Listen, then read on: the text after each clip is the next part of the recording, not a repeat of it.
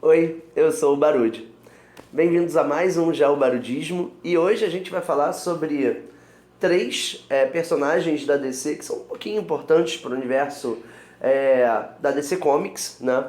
Que são o Batman, o Capuz Vermelho e o Arqueiro Verde. E aí você pode pensar, peraí, mas por que você não faz um só sobre o Batman? Porque o Batman é meu Deus, o Batman é meu herói. Ou por que você não faz um sobre o Arqueiro Verde? Ele é tão legal, ele é verde e tudo mais. E ele tem até uma série, né, cara? E o Batman também tem uma série. E alguém pode pensar, poxa, mas por que o Capuz Vermelho? Então, acontece que quando a gente fala sobre esses heróis, claro que esse não vai ser um único vídeo sobre a DC, a gente vai ter uma sequência de vídeos da DC, mas, e também outros sobre alguns personagens específicos, mas a grande questão é, por que esses três em um vídeo, né? Por que o Capuz Vermelho, por que o Batman e por que o Arqueiro Verde em um vídeo só? Então, eu vou confessar uma coisa pra vocês, né? A DC, ela tem uma característica um tanto diferente da Marvel, né? Quando você trata os quadrinhos, as histórias, os roteiros e tudo mais, né? Dá pra ver que os ambientes da DC são ambientes um tanto curiosos, são cidades criadas, né? É muito legal porque é o nosso planeta, né? Pelo menos na Terra 1. É o nosso planeta tipo, existem as cidades, né, dos Estados Unidos e tal, que são cidades próprias dos personagens, né? Gotham, Star e assim vai. Mas a grande questão é justamente o fato que mesmo com a construção daquelas cidades, existem críticas muito fortes a cidades que existem de fato, né? Mas a grande questão, por trás dessa grande questão, é o fato de que o comportamento desses três personagens, do Capuz, do Batman e do Arqueiro Verde, são comportamentos que se distanciam em alguns pontos no combate ao crime. Lembrando que desses três, o que mais remete a ser um anti-herói é o Capuz Vermelho, né? O Capuz Vermelho, em algumas sagas, né, pelo menos nas primeiras, ele é visto como um anti-vilão, né? Ou seja, ele é de fato um vilão combatido e tal, mas ele também luta em alguns elementos contra o crime, ou pelo menos com o que ele acha que é imoral, né? E depois ele vira uma espécie de anti-herói. E do outro lado, a gente tem o Batman, que é um personagem icônico da DC, né? O que as pessoas mais têm tatuagens, e camisas, e símbolos, e morcegão, etc e tal. E por outro lado eu tenho o Arqueiro Verde, que é um personagem que geralmente é colocado em momentos secundários da história, principalmente da Liga da Justiça, né? E que ao longo do tempo acabou ganhando seu espaço, né? Ele tem uma série que é o Arrow, né? Que conta a história da vida do Oliver Queen e tal. Mas a grande questão, cara, é você conseguir entender como que esses três personagens têm a ver com um fator interessantíssimo da nossa realidade, que é a questão da segurança e do combate ao crime. É interessante a gente ver que nos três casos a gente está falando de vigilantes, né? A gente está falando principalmente do Batman e do Arqueiro como dois seres que de forma privada combatem crime. E aí eu vou começar a fazer essa análise a partir de uma frase do Locke que diz o seguinte: as nossas ações são as melhores interpretações dos nossos pensamentos. Isso significa que cada um desses três personagens, assim como todos que combatem o crime na DC, na Marvel, seja lá onde for, todos eles atuam de uma forma que é equivalente ao que elas têm como certo. E aí é que começa o problema.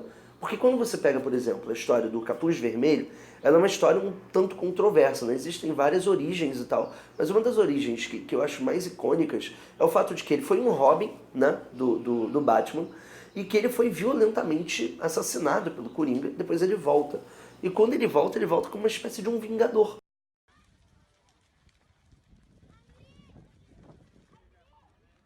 Né? Ele volta com a ideia de que ele tem que combater o crime, mas ele não pode passar pelo código de honra do Batman. Né? Ele passa por cima disso e ele, em algumas sagas, ele acaba se misturando ao crime para poder combatê-lo.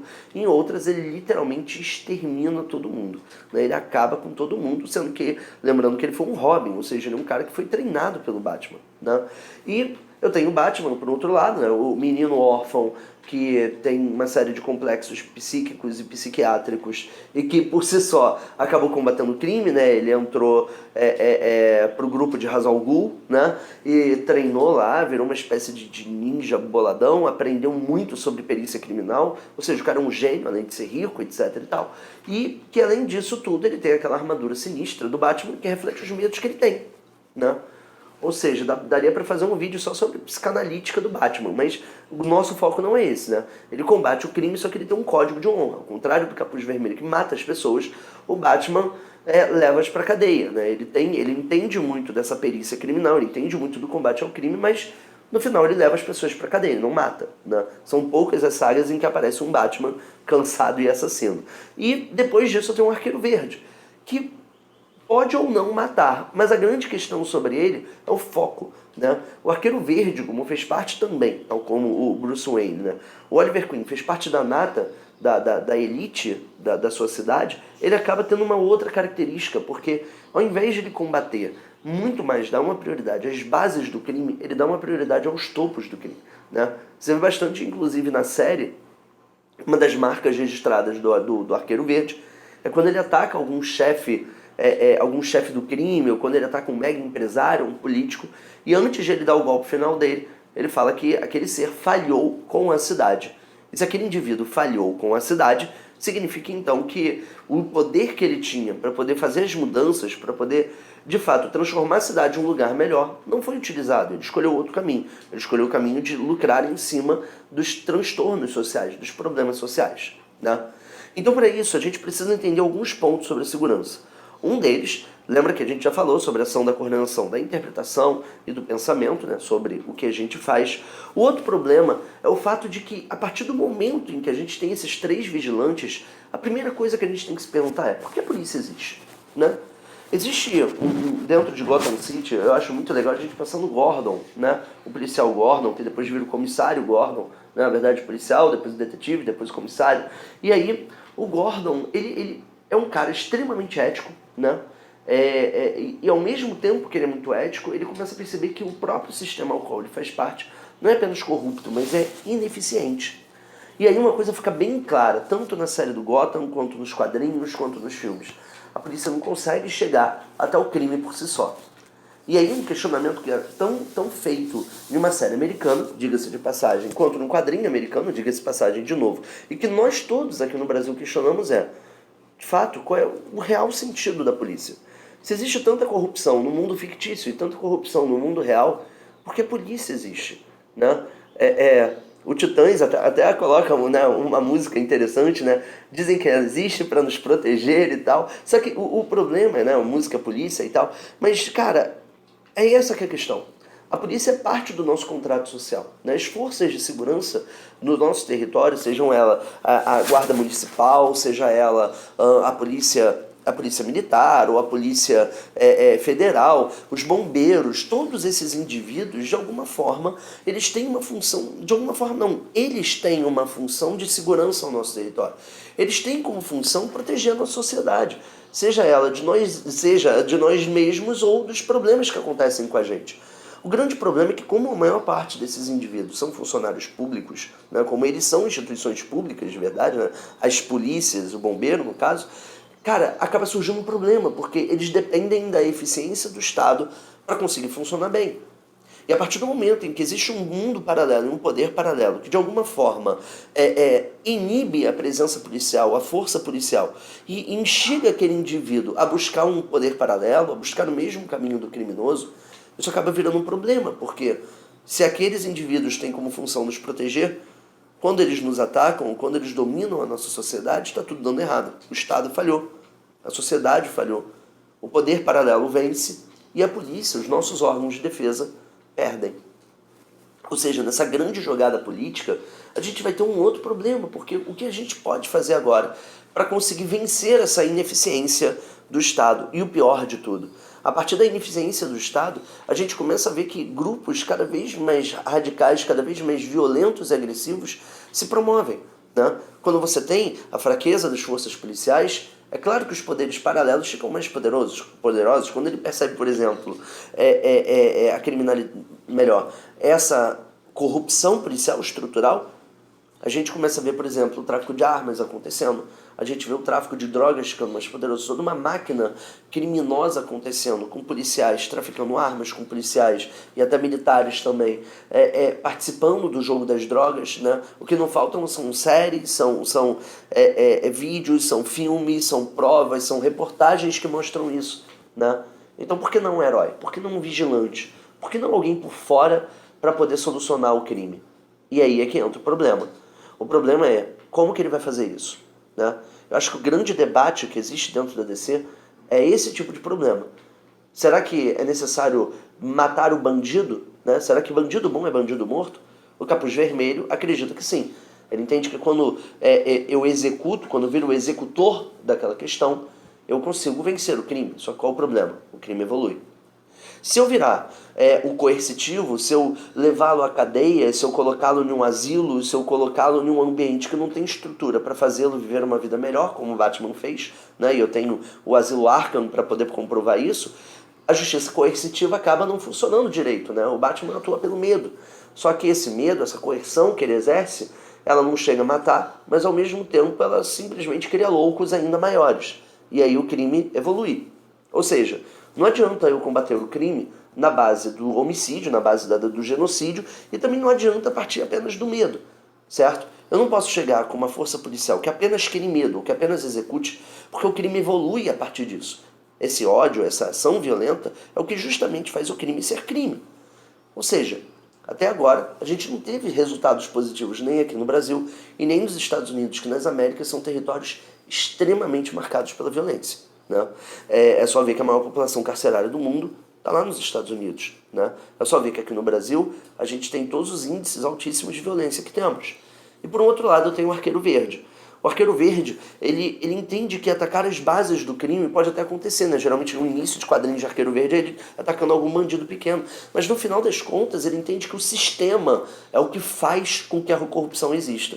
Então, a partir do momento em que ele ataca os elementos do sistema, ele acaba investigando o suficiente para que líderes surjam e que esses líderes que surjam desse cenário criminoso acabam se expondo, e é nisso que ele ataca. Só que aí surge um outro problema.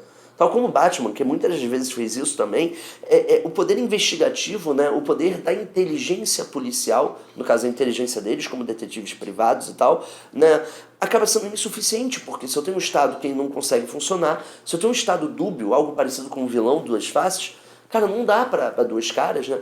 Não dá pra gente conseguir preparar um novo terreno para que a sociedade se desenvolva, né? E aí existe uma coisa que eu acho muito comum dos três, né? O Francis Bacon, ele tem uma frase que diz o seguinte, que todas as cores concordam no escuro. Todos esses três personagens usam muito a ideia do cenário das trevas, né? Do cenário das sombras para poder atacar, né? Eles tiveram treinos para isso. Só que, será que realmente todos concordam nesse cenário? Será que viver num cenário de violência, de ataque policial, de tanto massacre poderia de fato curar a doença da nossa sociedade, curar a violência da nossa sociedade? São esses reais exemplos. E o pior, quem pode vigiar o vigilante? Quem consegue dar a ele, como é que se diz? Quem consegue dar a ele um limite? Né? Nos três casos, os três já perderam o limite inúmeras vezes ao longo das suas histórias.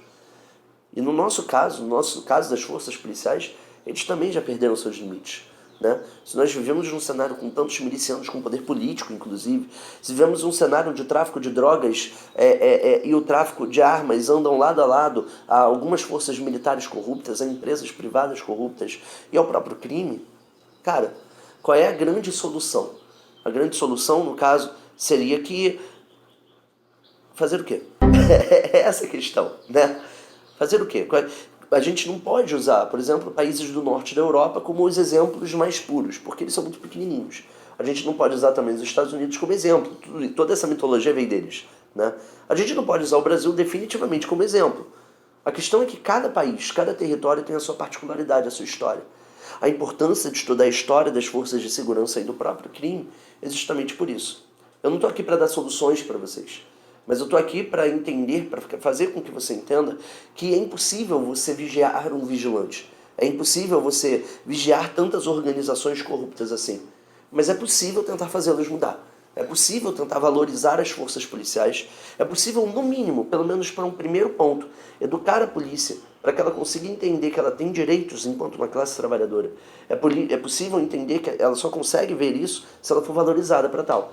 E se ela conseguir ser valorizada, se ela conseguir ser articulada, se a inteligência superar a força bruta, aí sim a gente pode ter um início de discussão. Enquanto isso não acontecer, vamos estar dando voltas em círculos entre Capuz Vermelho, Batman e Arqueiro Verde. Não adianta prender um político se o sistema não acaba. Não adianta prender um bandido qualquer, porque a gente já sabe que ele vai ficando louco como coringas da vida. Não adianta a gente sair matando todo mundo, porque o crime não vai acabar. Então, a gente precisa entender quais são as articulações que precisamos criar. A inteligência, a história, o conhecimento das forças, para começar um debate.